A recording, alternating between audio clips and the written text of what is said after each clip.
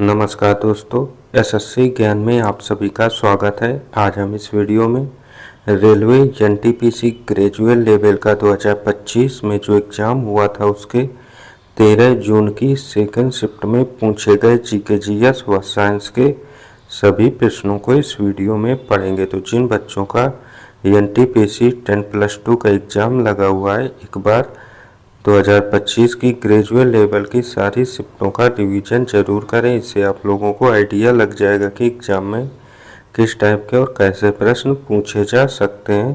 तो आप लोग मेरे चैनल पर जाकर सारी शिफ्टों का रिवीजन कर सकते हैं। मैं डेली एक वीडियो डालता हूं। तो बढ़ते हैं अपने 13 जून की सेकेंड शिफ्ट में पूछे गए प्रश्नों की ओर और देखते हैं रेलवे द्वारा इस वर्ष किस टाइप के और कैसे प्रश्न मैथ, रीजनिंग, जीके, जीएस व साइंस के पूछे गए थे। तो वीडियो को पूरा जरूर देखिएगा।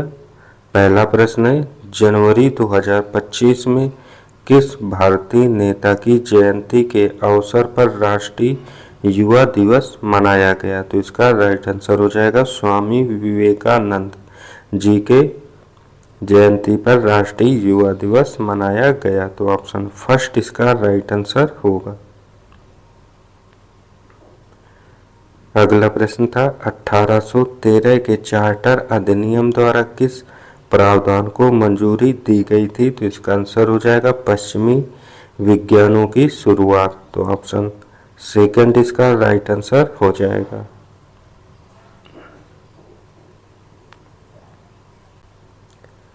अगला प्रश्न है, रोम में कॉप 16 के विस्तारित सत्र के दौरान किस महत्वपूर्ण वित्तीय प्रतिबद्धता पर सहमति बनी थी? तो आंसर हो जाएगा जैव विविधता संरक्षण के लिए प्रति वर्ष $200 बिलियन। तो ऑप्शन 4 इसका राइट आंसर होगा। अगला प्रश्न है, भारतीय संविधान के भाग 4 में निम्न में से किसका उल्लेख किया गया है? तो आंसर हो जाएगा इसमें अभिव्यक्ति के माध्यम के रूप में हिंदी भाषा को बढ़ावा देना। तो ऑप्शन फर्स्ट इसका राइट आंसर हो जाएगा। अगला प्रश्न था, संतुलित अभिक्रिया 2Ai + 3Cl2 = 2AiCl3 में एल्यूमिनियम से एल्यूमिनियम क्लोराइड का ग्राम अणु अनुपात कितना है? तो आंसर हो जाएगा 2:2 के अनुपात में है। तो ऑप्शन 4 इसका राइट आंसर होगा। अगला प्रश्न, जीएस का बहुराज्य सहकारी समितियों के लिए कानून बनाने का अधिकार किसके पास है? तो आंसर हो जाएगा इसका अधिकार संसद के पास है। तो ऑप्शन 4 इसका राइट आंसर होगा।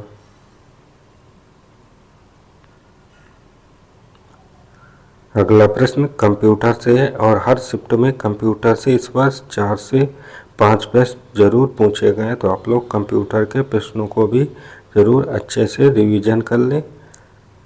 एकाधिक टैब वाले एप्लीकेशनों जैसे ब्राउज़र या MS वर्ड में कंट्रोल+टैब क्या करता है? तो इसका आंसर हो जाएगा यह अगले टैब पर स्विच करता है। तो ऑप्शन सेकंड इसका राइट आंसर होगा। अगला कंप्यूटर का प्रश्न है, निम्न में कौन सा इनपुट डिवाइस का एक उदाहरण है जो उपयोगकर्ताओं को टेक्स्ट टाइप करके कंप्यूटर के साथ इंटरैक्ट करने की सुविधा देता है? तो आंसर हो जाएगा कीबोर्ड। तो ऑप्शन सेकंड इसका राइट आंसर हो जाएगा।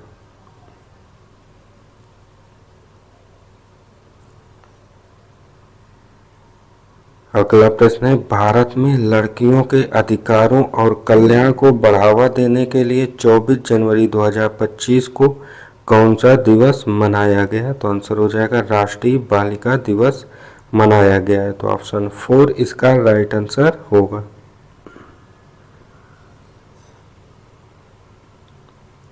अगला प्रश्न, निम्न में कौन सी डिवाइस इनपुट और आउटपुट डिवाइस दोनों के रूप में कार्य कर सकती है? तो आंसर हो जाएगा टच स्क्रीन। तो ऑप्शन थर्ड इसका राइट आंसर होगा। अगला प्रश्न है, बृहद हिमालय श्रृंखला का अन्य नाम क्या है? तो आंसर हो जाएगा इसका अन्य नाम आंतरिक हिमालय है। तो ऑप्शन 4 इसका राइट आंसर होगा।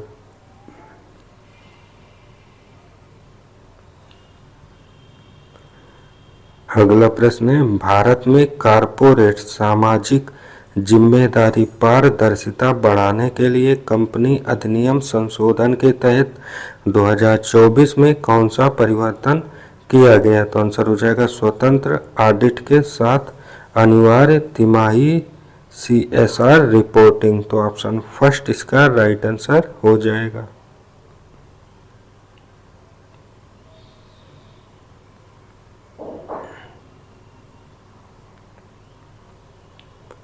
अगला प्रश्न है, कौन सी हिंदुस्तानी गायन शैली उत्तर पश्चिम भारत के ऊंट सवारों के लोक गीतों से उत्पन्न हुई है? तो आंसर हो जाएगा यह टप्पा शैली उत्पन्न हुई है। तो ऑप्शन 4 इसका राइट आंसर होगा।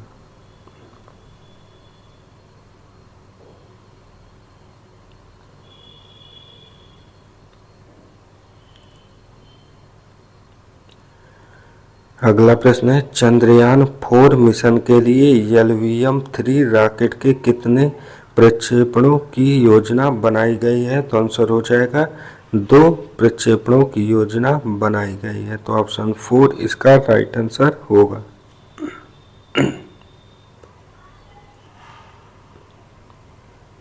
अगला प्रश्न है, 2025 मानव विकास सूचकांक रिपोर्ट में भारत का मानव विकास सूचकांक कितना है? तो आंसर हो जाएगा 0.685 है। तो ऑप्शन 3 इसका राइट आंसर होगा। अगला प्रश्न है, औपनिवेशिक काल के दौरान भारत का औद्योगिक विकास ब्रिटिश नीतियों का परिणाम था। निम्न में से कौन सा विकल्प स्वतंत्रता की पूर्व संध्या पर भारत में औद्योगिक विकास की प्रगति का सबसे सटीक वर्णन करता है? तो आंसर हो जाएगा सीमित औद्योगिक गतिविधि मुख्य रूप से कलकत्ता और बॉम्बे जैसे कुछ शहरों में केंद्रित थी। तो ऑप्शन 2 इसका राइट आंसर होगा। अगला 2011 की जनगणना के अनुसार लक्षद्वीप के किस द्वीप की जनसंख्या सबसे कम है? तो आंसर हो जाएगा बित्रा की। तो ऑप्शन 2 इसका राइट आंसर होगा।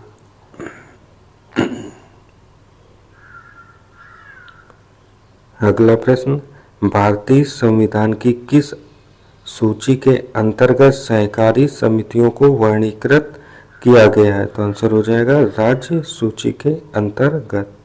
तो ऑप्शन 1 इसका राइट आंसर होगा। अगला प्रश्न है, निम्न में किस आधुनिक भौतिक विज्ञानी ने न्यूटनी यांत्रिकी के मूलभूत सिद्धांतों की गहनता से जांच की थी? तो आंसर हो जाएगा अल्बर्ट आइंस्टीन ने किया था। तो ऑप्शन 4 इसका राइट आंसर हो जाएगा। अगला प्रश्न है, यूनेस्को द्वारा आयोजित NGO का 2024 अंतर्राष्ट्रीय सम्मेलन कहाँ आयोजित किया गया था? तो आंसर हो जाएगा पेरिस, फ्रांस में। तो ऑप्शन 1 इसका राइट आंसर होगा।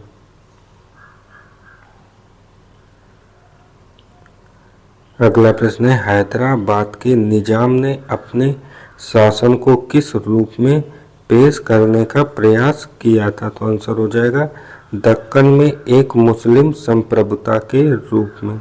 तो ऑप्शन 4 इसका राइट आंसर हो जाएगा।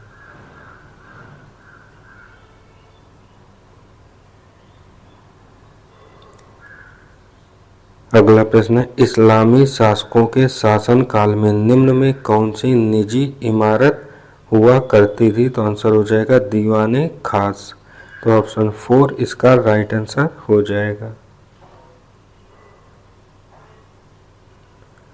अगला प्रश्न है, अपनी सलाहकार क्षमता में भारत के राष्ट्रपति को केंद्रीय मंत्रिमंडल की सलाह कब मानी जाती है? तो आंसर हो जाएगा राष्ट्रपति के लिए बाध्यकारी होती है। तो ऑप्शन 1 इसका राइट आंसर हो जाएगा।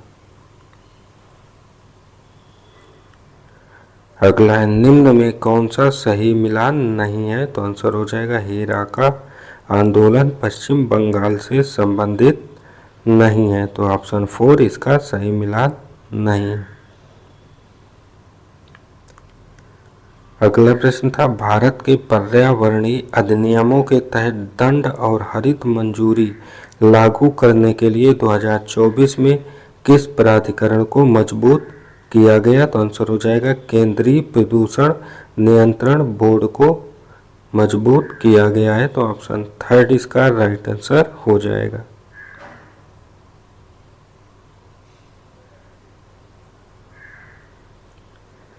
अगला प्रश्न था, मानव के संतुलित आहार में रुच अंश को शामिल करने का प्राथमिक कारण क्या है? तो आंसर हो जाएगा यह पाचन में सहायक होता है और कब्ज को रोकता है इस कारण। तो ऑप्शन 3 इसका राइट आंसर हो जाएगा। अगला प्रश्न था, अरावली और विंध्य पर्वतमाला के बीच कौन सा पठार स्थित है? तो आंसर हो जाएगा मालवा पठार स्थित है। तो ऑप्शन 3 इसका राइट आंसर होगा।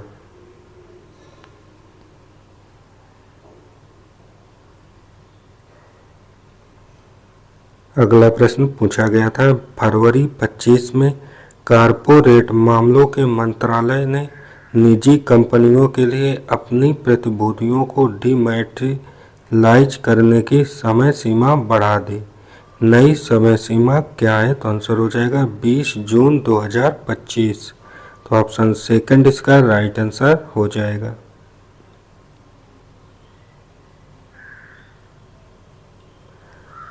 अगला है, मार्च 25 में भारतीय सशस्त्र बलों के बलिदान के सम्मान में राष्ट्रीय रक्षा दिवस की कौन सी वर्षगांठ मनाई गई? तो आंसर हो जाएगा 27वीं वर्षगांठ मनाई गई है। तो ऑप्शन 4 इसका राइट आंसर हो जाएगा।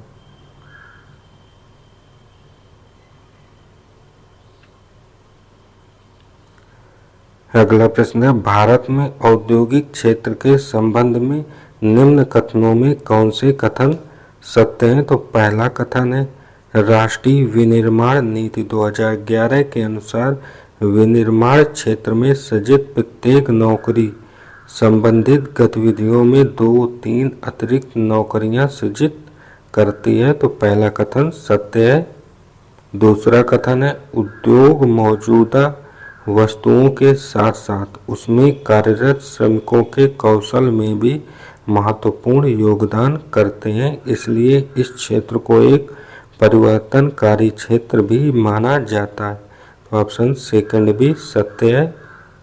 कथन 3, चूंकि उद्योग जनसंख्या के एक बड़े हिस्से को रोजगार देते हैं, इसलिए औद्योगिक विकास हमारे देश में बेरोजगारी और गरीबी के उन्मूलन की पूर्व शर्तों में एक है। तो कथन 3 भी सत्य है। तो इसका राइट आंसर हो जाएगा ऑप्शन 3। 1, 2 और 3 तीनों कथन सत्य हैं।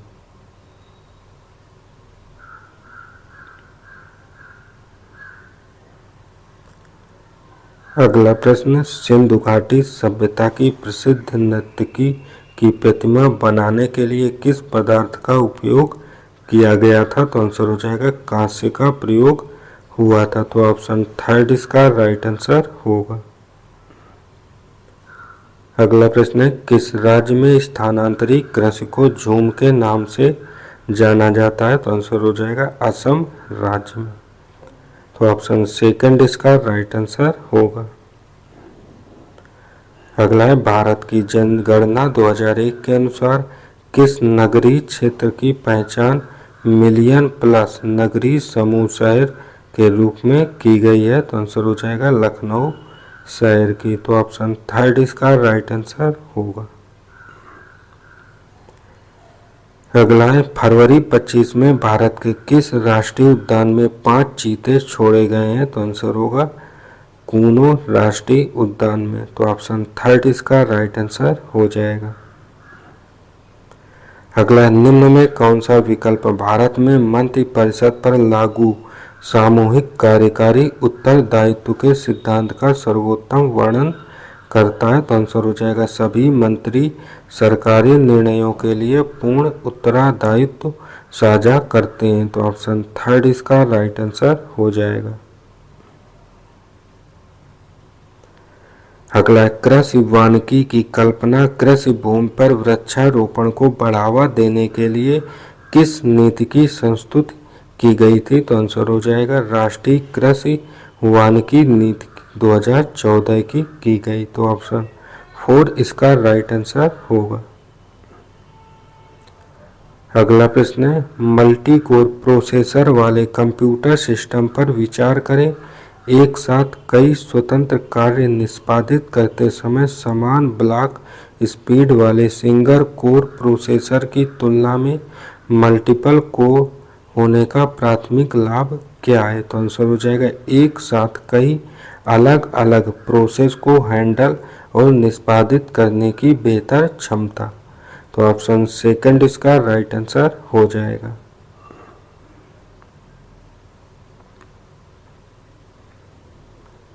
अगला प्रश्न है, नीति आयोग की नीति संक्षिप्त इंडिया सब booming gig and platform economy के अनुसार वर्ष 2029-30 तक भारत में गिग कार्यबल का अनुमानित आकार क्या होगा? तो आंसर हो जाएगा 23.5 मिलियन। तो ऑप्शन 4 इसका राइट आंसर हो जाएगा।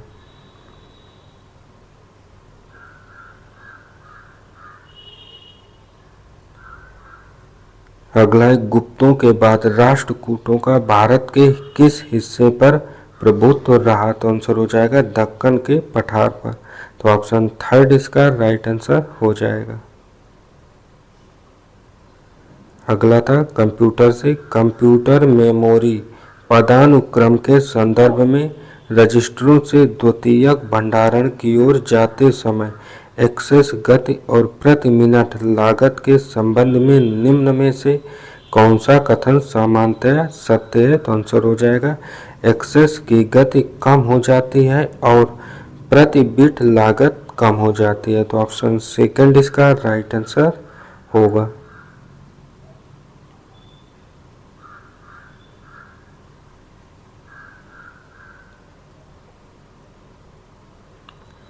तो ये थी आज की सेकंड शिफ्ट में पूछे गए जीके जीएस व साइंस के सभी प्रश्न। अगर वीडियो पसंद आया हो तो वीडियो को लाइक और चैनल को सब्सक्राइब जरूर करें। मिलते हैं अपने अगले वीडियो में, तब तक के लिए नमस्कार, जय हिंद।